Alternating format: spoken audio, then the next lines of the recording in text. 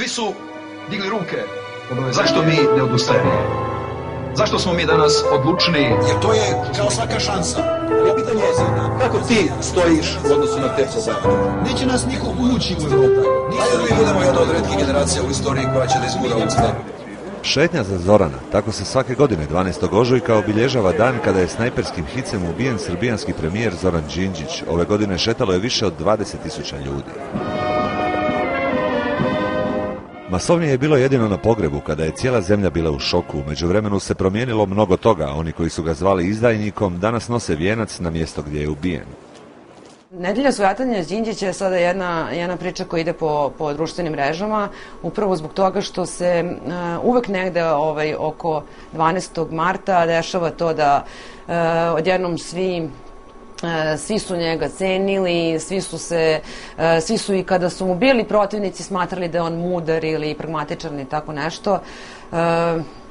Ne znam, svojata ga onaj ko se ne stidi toga. 10. obljetnica donijela je i pomirbu onih koji se smatraju njegovim nasljednicima, Demokratske stranke i LDP-a, koji su prvi put zajedno u šetnji. Obavezni smo prema sebi i svoj deci da uradimo ono što je radio on sa osmehom. Smejao se zato što je ta Srbija u koju je verovao bila lepa. Ova u kojoj danas živimo je nesrećna i ona je slika svih naših grešaka na koje više nemamo pravo.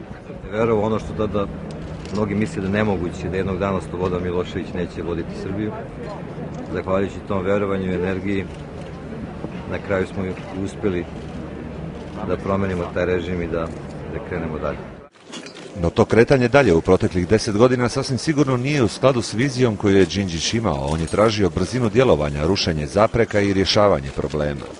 Moramo da uradimo nešto brzo, da moramo nešto promenimo, moramo da budemo brži, bolji, jači, snažniji i tako dalje, da moramo neke stvari da rešimo, da će možda nešto da boli. Ta neka ideja da morate mnogo da se potrudite da bi nam bilo posle toga makar malo bolje. Ali nije nestala samo Đinđićeva vizija. 10 godina nakon ubojstva Zorana Đinđića, Srbija je napravila puni krug. Danas su na vlasti najbliži suradnici onih koje je Zoran Đinđić svojim dolaskom na vlast rušio. Slobodana Miloševića i Vojislava Šešelja.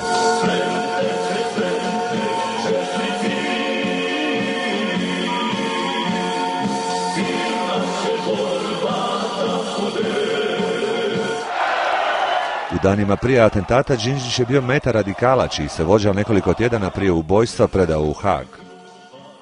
Oni koji su protiv Zorana Đinđića glasat će za mene, jer vam jedino ja mogu garantovati rušenje Zorana Đinđića sa vlasti. Sadašnji premijer zaklinjao se u tada već Hagu isporučenog Slobodana Miloševića, a sadašnji predsjednik najavljivao je njegovu smrt. Predsjednik Srbije Tomislav Nikolić je pre 2 godine rekao da će se preseliti iz ulice Bulevard Zorana Đinđića gde on imao slučajno stan. Uzgred on se preselio, on tu više i ne živi. Rekao je da mu je gadno da mu pišu na pisma. To je sad predsjednik moje Srbije.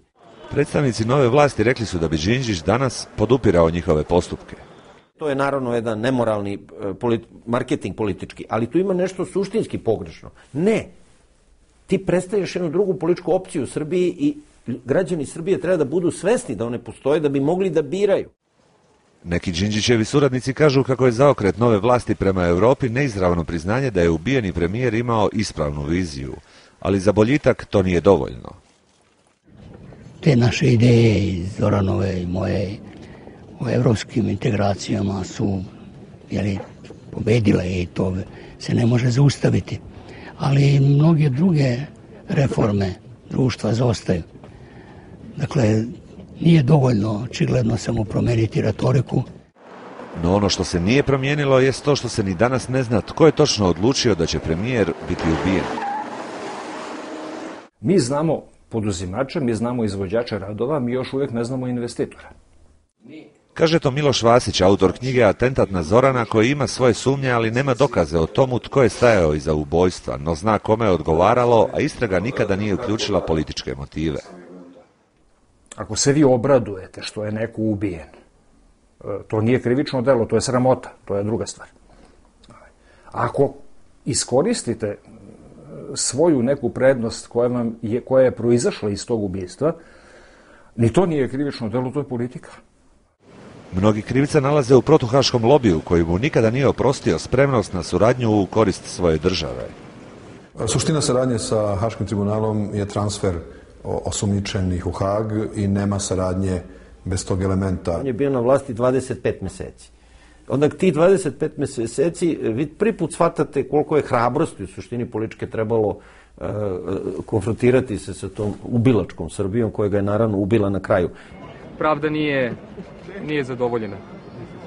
Mislim na političku pozadinu 12. marta, na one koji danas nisu spremni da preuzmu odgovornost zbog okolnosti koji su svojim nesposobnim političkim delovanjem stvorili i atmosfere u kojoj je postalo normalno ubiti Zorana Đinđića.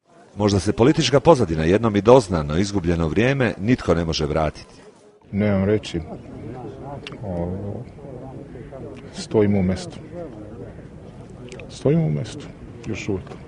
Nema napretka. Tako govore oni koji su ga poznavali samo preko medija. Prijatelji ga pamte kao pametnog i normalnog čovjeka. On je bio fantastičan, bio je druga pravi, uopšte nije pravio od sebe, nije mistificirao svoju ličnost, niti sebe. Bio je vrlo prijatan, bio je vrlo zaista jedan vispren čovek. Šetnja za Zorana kao uspomena na šetnje koje je on vodio rušeći Miloševića nastavit će se svake godine. Do kada će pak biti podsjetnik na sve propuštene prilike ove zemlje, nitko ne zna odgovor. Dan prije godišnjice ubojstva ministar u sadašnjoj vladi zatražio je da svoju ulicu u Beogradu dobije i Slobodan Milošević. Na godišnjicu sadašnji premijer govori o Kosovu, no novog Đinđića koji bi hrabro protiv struje mijenjao zemlju nema na vidiku.